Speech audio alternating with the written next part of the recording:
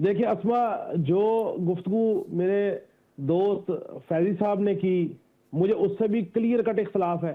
अच्छा। कोई बुशरा बीबी इस बात पे रंजीदा होकर नहीं निकली कि उन्होंने बानी का जो वो कॉन्फिडेंस है वो लूज कर दिया है। अच्छा। बानी तहरीक इंसाफ का पूरा कॉन्फिडेंस उनके साथ है। वो रंजीदा होकर इसलिए निकली हैं हाँ। कि 190 मिलियन पाउंड कंक्लूडिंग पोजीशन पे आ गया है। आज फाइनल आर्गूमेंट जो है वो प्रोसिक्यूशन ने दे दिए हैं। उन्होंने पॉइंट वाइज ये इस्टेब्लिश कर दिया है कि जो पैसा 190 मिलियन पाउंड पाकिस्तान में आया वो पैसा पहले लॉन्च हुआ और उसके बाद काबीना से उसकी अप्रूवल ली गई। ठीक। अब कल बानी तहरीक इंसाफ के जो वकला है और बुशरा बीबी के वकला है, बानी और बीबी के वकला, कल उन्होंने अपने फाइनल आर्गूमेंट स्टार्ट करने हैं।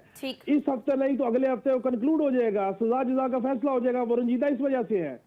दूसरी बात, वो इस जो अलीमा खान साहिबा की बात है, देखिए अलीमा खान साहिबा से बहरहाल आज भी बुशरा बीबी का कॉन्फिडेंस ज्यादा है। उसकी वजह यह है कि बुशरा बीबी ने जो खुद 8-9 महीने जेल काटी है, जहां कहीं पे कोई बदएतमादी थी, वो एतमाद मजीद मजबूत हो गया, जो अली अमीन गंडापुर साहब को नहीं मिलने दिया गया।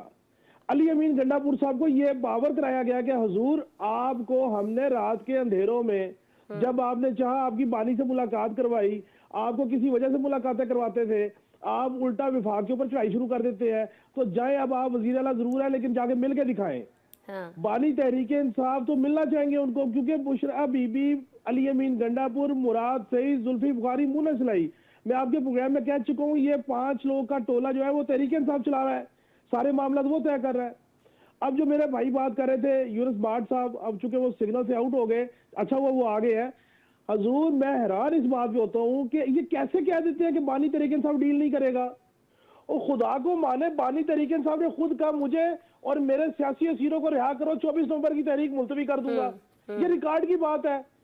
आप मुझे बताइए ये बात हुई क्या नहीं हुई? अच्छा, फिर उसके बाद आज या आज से पहले उनकी क्या शराइत है? सिविल नाफरमानी की तहरीक क्यों मुलतवी हुई?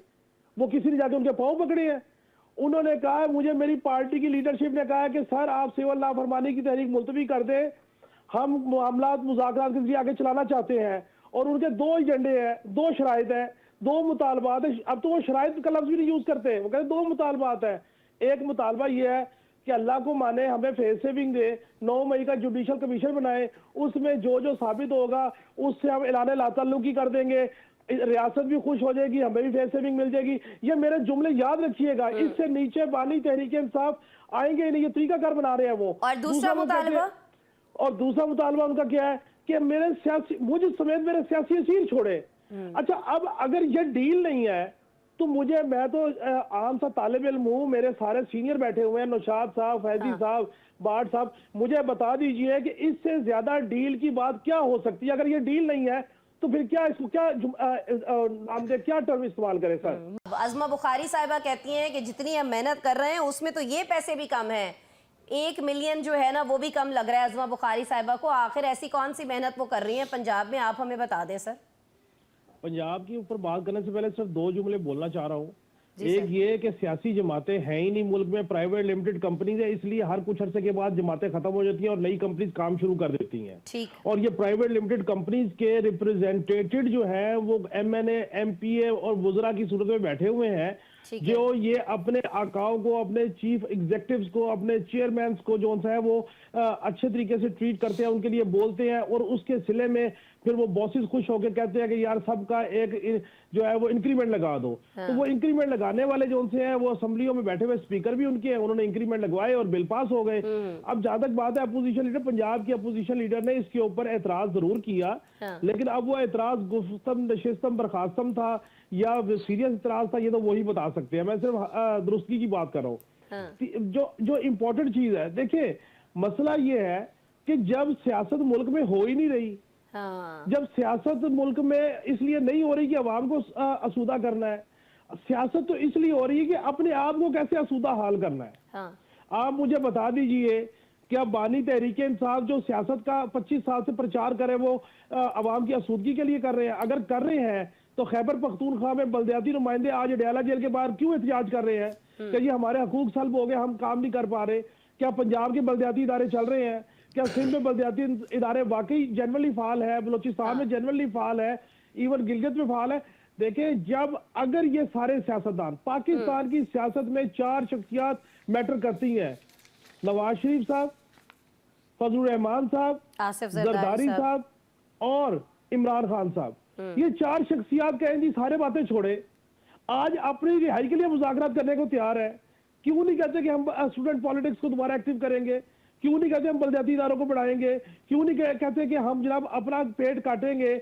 और जिन्होंने पेट काटने थे या एक दूसरे के पेट फाड़ने थे वो बैठे हुए हुकूमतों में, ठीक है। वो एक दूसरे काशिफ से साहब, मामला चला रहे काशिफ हैं। साहब सिर्फ 15 सेकंड्स हैं, हाँ या ना में जवाब दीजिएगा। मौलाना फजलुर रहमान मान जाएंगे हुकूमत की बात, क्या हुकूमत मानेगी मौलाना फजलुर रहमान साहब की? 15 सेकंड। मौलाना फजलुर रहमान साहब कह रहे हैं 10 80 तेरे प्यार की खटिया, ਅਸੀਂ 26 तरमीम वोट भी देता तो साड़ा बिल भी पास ना होया। बेटे की गारंटी बाप ने नहीं मानी, हुकूमत का लेना देना कोई नहीं है, जिला उनका जरदारी से है। दोनों तरफ इशारा कर दिया है जवाद साहब ने कि एक तो हालात भी ऐसे हैं कि इस मुल्क में अगर किसी के पास कोई पैसा है भी तो वो पैसा लगाना नहीं चाहता और वो सोचता है कि अगर मेरे पास ये पैसा है तो मैं लगा के बाहर चला जाऊं। लेकिन साथ ही साथ उन्होंने ये भी कहा है कि इसमें हम बच्चों के ऊपर क्यों रिस्क ले रहे होते हैं और फिर सारी की सारी जिम्मेदारी जो है सर वो हम हुकूमत पर डाल देते हैं कि हुकूमत का काम है ये स्मगलर्स को पकड़े।